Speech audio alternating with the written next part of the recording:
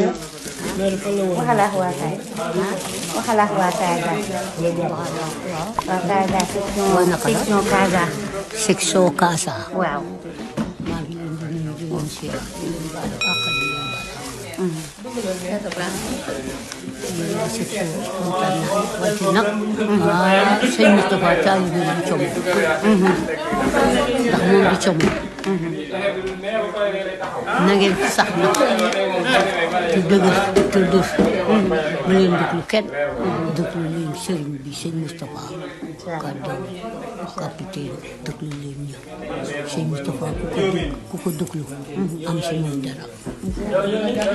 nga si am teel am si dal am si njàng am si yaru am si xel ak xelaat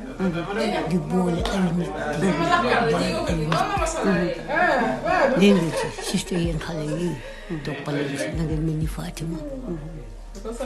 mii doomu Cheikh sëñ Moustapha ji na ngeen mel ni moom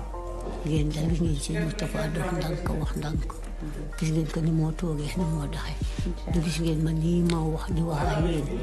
nga par moo solo bu génne dañu naan loolu yëpp buñ ko fay de moom sañse rek sañse man sañse rek laa sañse rek manuma fexe ba du ma sañse ndax sëñ Moustapha macha allah lu baax la bëgg lu rafet la bëgg lii nga si ma bëgg ngeen mel ni man si sëñ Moustapha